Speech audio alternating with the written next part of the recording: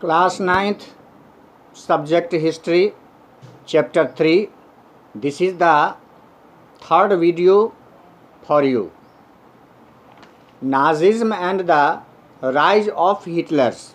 Dear students, in this video, today I will teach you about some important words, details and effects of the First World War on Germany. Again, आज मैं इस video में आपको इस पाठ से history chapter 3 से कुछ महत्वपूर्ण शब्दों के बारे में विस्तार से जानकारी दे रहा हूं और प्रथम विश्व युद्ध का जर्मनी पर क्या प्रभाव पड़ा था इसका फिर से मैं आपको जानकारी दे रहा हूं. So pay attention and listen to me carefully. First, effects of the first world war on Germany. पहला है कि जर्मनी पर प्रथम विश्व युद्ध का प्रभाव. जैसा कि आप जानते हैं कि दुनिया के दो ताकतवर सामूहिक देशों के बीच यह युद्ध लड़ा गया था और इसमें एलायंस पावर भी था और दूसरा एक्सिस पावर भी. फ्रांस, इटली, पोलैंड, इंग्लैंड ये सब एलाइड पावर में था, एक्सिस पावर में दूसरा. तो अब कहने का मतलब कि यह युद्ध जो हुआ था उसमें बुरी तरह से जर्मनी की हार हो गई थी और एलाइड पावर्स कंट्री जो थे है ना, उन्होंने इसका सबसे बड़ा कारण जो है वह जर्मनी के ऊपर थोप दिया था है ना, कि जर्मनी के कारण ही इस युद्ध में जो है ऐसी युद्ध की स्थिति आई. अब जर्मनी पर इस युद्ध का जो प्रभाव पड़ा था उसको आप देखिए कि there are 3 major effects of the first world war on Germany. Germany पर जो प्रभाव पड़ा था इसके 3 महत्वपूर्ण कारण थे. पहला था सोशल इफेक्ट्स, सामाजिक प्रभाव. सोशल इफेक्ट, सामाजिक प्रभाव. Due to the harsh impact of the war, the soldiers were placed above civilians. अब इसमें युद्ध ऐसी भयानक स्थिति हो गई थी कि सामान्य स्तर पर में इसमें शामिल होने वाले जो सैनिक वगैरह थे स्थानीय तौर पर उनकी भी बहुत बड़ी बर्बादी हुई थी. There were great stress laid on for men to be aggressive, strong and masculine by the political leaders and media. अब इसमें यह युद्ध जो हुआ था यह एक बहुत बड़ा तनावपूर्ण स्थिति था है ना, जिसके अंतर्गत कुछ राजनीतिक नेताओं और मीडिया वालों के ऊपर जो है सो बड़ा सा एकदम जो है सो तनाव की स्थिति उत्पन्न हो गई थी कि इस युद्ध का अगला भयानक और विनाशकारी परिणाम क्या होगा. Aggressive war propaganda and national honors resulted in popular support for conservative dictatorship.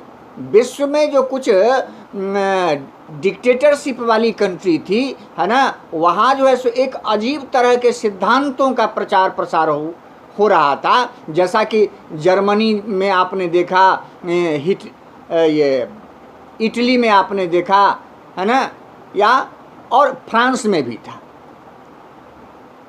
ये फ्रांस, इटली और जर्मनी ये 3 डिक्टेटरशिप्स कंट्री थे. जर्मनी में एडोल्फ हिटलर, इटली में जुसेप्पे मैत्सोनी या मुसोलिनी जिसको कहा जाता है ना, और फ्रांस में नेपोलियन बोनापार्ट. ये 3 विश्व के सबसे क्रूर और महत्वपूर्ण तानाशाह थे. खैर, तो यहाँ एक तरह की ऐसी स्थिति हो गई कि ऐसे तानाशाही देशों को आगे बढ़ने का बहुत बड़ा मौका मिल गया. और इसके बाद सेकेंड इफेक्ट्स जो है पॉलिटिकल इफेक्ट्स, राजनैतिक प्रभाव. जर्मनी पर क्या प्रभाव पड़ा यह देख लीजिए खास करके. और यह जर्मनी से ही जो है सो ये 3 प्रभाव केंद्रित हैं. अभी अभी हमने आपको बताया कि फ्रांस, इटली और जर्मनी ये 3 तानाशाही देश थे, तो उसमें एक जर्मनी भी आता था. लास्ट में Adolf Hitler, rise of Adolf Hitler in Germany, उसको वह जर्मनी का एक जो है वह सेना नायक था और उसको अंत में मौका मिल गया था तानाशाही पूर्वक शासन व्यवस्था चलाने का, और उसने चलाया भी था. तो इसी तरह पॉलिटिकल इफेक्ट्स, राजनीतिक प्रभाव जर्मनी पर क्या पड़ा यह देखिए। The birth of Weimar Republic coincides with the revolutionary uprising of the Spartacist League।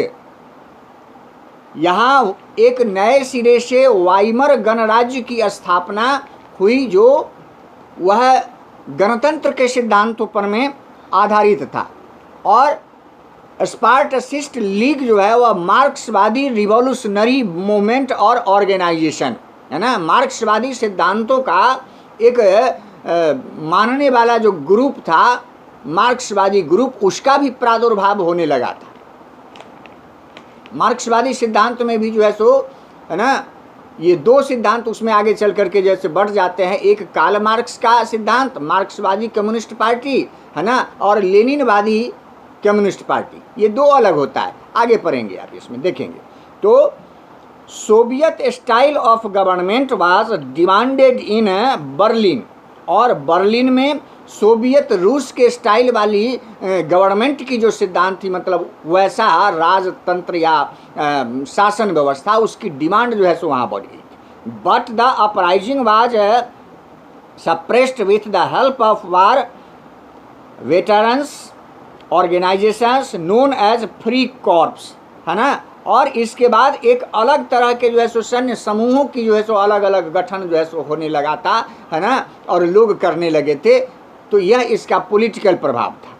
इसके बाद इसी में जो है सो मार्क्सवादी ग्रुप का, लेनिनवादी ग्रुप का जो है सो निर्माण होता है, और वो अपने अपने तरीके से उसमें देश में सहभागिता सुनिश्चित करते हैं, या इसमें देखना। इसके बाद इकोनॉमिकल क्राइसिस, एक सबसे बड़ी बात है कि युद्ध जब होता है तो उसके विनाशकारी परिणाम यह होते हैं कि पूरे देश में ही नहीं, संपूर्ण विश्व में जो जो शामिल होता है वहाँ आर्थिक महामंदी का दौर चला आता है। तो विश्व में एक बहुत बड़ी आर्थिक महामंदी जो है वह आ गई थी, क्योंकि अपार जनधन की इसमें क्षति हुई थी। Germany fought the first World War mainly on loans and later had to repay it in gold. Germany जो है वह प्रथम विश्व युद्ध जो लड़ा था वह कर्ज लेकर के लड़ा था, लोन लेकर के, और उस लोन को चुकाने के लिए अपने जर्मनी की जो कुल राष्ट्रीय संपत्ति थी उसमें वह जो सोना उसका जो है सो जमा था, उस सोना को दे करके कर्ज चुकाया था, जिसके कारण उसकी आर्थिक स्थिति खस्ता हाल हो गई थी। एज जर्मनी रिफ्यूज टू पे द लोन इन 1923, जब 1923 ईस्वी में जर्मनी लोन चुकाने में असमर्थ हो गया, in return France occupied it's leading industrial area Ruhr, और फ्रांस जब वहाँ फ्रांस से कर्ज लिया हुआ था, फ्रांस को जब वह कर्ज देने में असमर्थ हो गया तो उसके बदले जर्मनी के बहुत सारे क्षेत्रों पर फ्रांस ने कब्जा कर लिया था लोन के बदले। Germany began printing paper currency reckless and this resulted in over circulations of the paper currency due to which the value of German mark fell। और वहाँ पेपर करेंसी जो होता है पत्र मुद्रा, जर्मनी उसकी क्षतिपूर्ति के लिए छापने लगा था, उसके बावजूद भी वहाँ की अर्थव्यवस्था जो है वह असंतुलित हो गई थी, और इसका परिणाम निकला कि value of Germany mark fail, Germany के जो मुद्रा का मूल्य था वह धराशायी हो गया, गिर गया, पैसों की कोई वैल्यू नहीं रह गई थी। और this came to be known as hyper inflation, a situation when prices rose phenomenally high। और इसका परिणाम यह निकला कि हर वस्तुओं की कीमत आसमान छूने लगी। संक्षेप में कह लीजिए कि महंगाई एकदम चरम सीमा पर में बढ़ गई थी। तो ये तीन महत्वपूर्ण प्रथम विश्व युद्ध का जर्मनी पर प्रभाव था। अब कुछ महत्वपूर्ण शब्द डिटेल्स मैं आपको बता रहा हूँ, उसमें है पहला है इकोनॉमिकल क्राइसिस, अभी अभी मैं आपको बताया हूँ आर्थिक महामंदी है ना, और उसमें कहता है कि economical crisis a situation in which the economy of a country experiences a sudden down turn brought on by financial crisis. वित्तीय स्थिति में जब अचानक किसी कारणवश गिरावट उत्पन्न हो जाती है ना, पैसों का मूल्य नहीं रह जाता है और महंगाई चरम सीमा पर जब बढ़ जाती है, तब ऐसी स्थिति में इसको इकोनॉमिकल क्राइसिस या आर्थिक महामंदी कहते हैं। नेक्स्ट है इसका स्पार्टसिस्ट लीग। इसका मतलब होता है कि एक प्रकार का मजदूरों का या निम्न वर्गों का संगठन या समूह। Was a Marxist revolutionary movement organised in Germany during World War first. प्रथम विश्व युद्ध के अंतर्गत जर्मनी में एक निम्न और श्रमिक वर्ग का संगठन तैयार किया गया था, है ना, जो मार्क्सवादी सिद्धांतों पर आधारित था। The league was named after Spartacus. उसको उस लीग का, उस संगठन का नाम स्पार्टकस रखा गया था। Leader of the largest slab rebellion of the Roman Republic. और रोमन रिपब्लिक जहाँ बड़े पैमाने पर जो है वह स्लैब अर्थात जो है सो गुलाम या दासों का व्यापार होता था, वहाँ के एक लीडर ने इस संगठन को जो है सो तैयार किया था। आगे आप जो है सो अगला वर्ड देखिए, wall street exchange is a street in lower Manhattan that is the original home of the New York Stock Exchange and the historic headquarters of the largest US brokerages and investments banks। इसमें wall street exchange जो है वह New York stock exchange के अंतर्गत आता था। उसका head quarter जो था वह यूएस में था, जहां ब्रोकर्स सब जो है सो रहते थे और बैंकों में पैसे जो है सो इन्वेस्ट करते थे। इसके बाद अगला वर्ड है ग्रेट इकोनॉमिक डिप्रेशन, है ना, बहुत बड़ा आर्थिक महामंदी का दौर। जैसा कि मैं पहले ही बता दिया हूं कि the stock market crash of 1929 mark the start of the great depression. महामंदी का दौर उत्पन्न हो गया था 1929 ईस्वी तक आते आते बाजार की अर्थव्यवस्था पूरी तरह धराशायी हो गई थी। और अगला वर्ड है आपका प्रोलेटरलाइजेशन, मतलब मजदूरीकरण।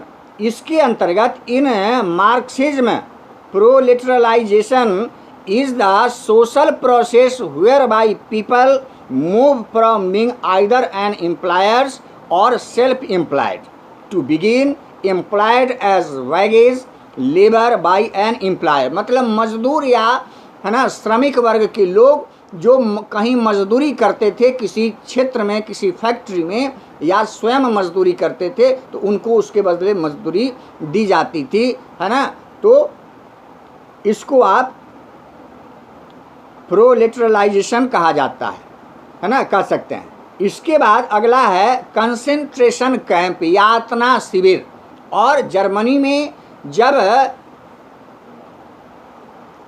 जर्मनी का तानाशाह जो है सो एडोल्फ हिटलर जो है सो आया था, उस समय भी आप देखेंगे, और नाजियों का जो स्थिति थी उसमें एडोल्फ हिटलर बाद में आया था। नाजी जर्मनी के अंतर्गत नाजियों का जो स्थिति थी उसमें यहूदी लोग, जिप्सी लोग और अन्य जर्मनी के बाहर के व्यक्ति थे, उनको स्पेशल रूप से छांट कर, चाहे बच्चे हो, युवा हो, बूढ़े हो, सबको, और कंसेंट्रेशन कैंप में भेज दिया जाता था, गैस चेंबर में, और गिलोटीन पर चढ़ा करके उसको मार दिया जाता था और तरह तरह की यातनाएं दी जाती थी। Concentration camp a guarded compound for the detention और imprisonment of alliance members of ethnic minorities, political opponents, especially any of the camps established by the Nazis। नाजियों के द्वारा इस कैंप की स्थापना की गई थी। और prior to and during World War II for the confinement and the persecutions of prisoners, कैदियों को वहाँ रखा जाता था और ज़्यादा दिनों तक नहीं, सीधे तौर पर उसको मार दिया जाता था। ये कंसेंट्रेशन कैंप, यातना शिविर था। और इसके बाद अगला है नॉर्डिक जर्मन आर्ज, जर्मनी के मूल निवासी को नॉर्डिक जर्मन आर्ज कहा जाता था। One branch of those classified as Aryans, उनको आर्यंस कहा जाता था।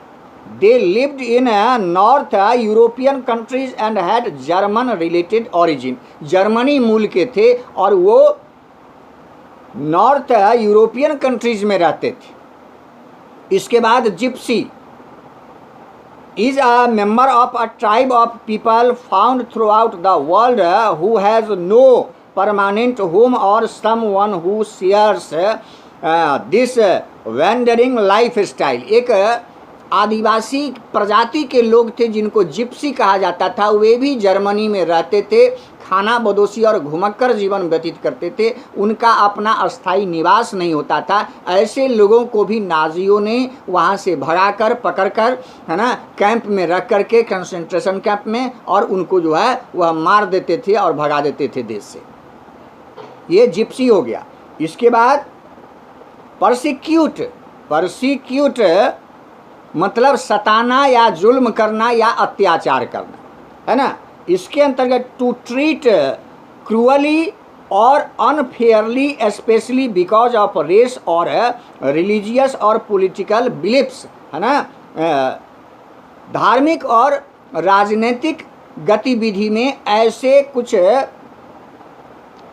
निम्न प्रजाति के लोग थे, है ना, जिनके साथ किसी विशेष प्रकार का भेदभाव किया जाता था, तो उनको जो है वह पकड़ करके और जेल में रख करके उसके साथ जो है सो क्रूर व्यवहार और उस पर अत्याचार किया जाता था।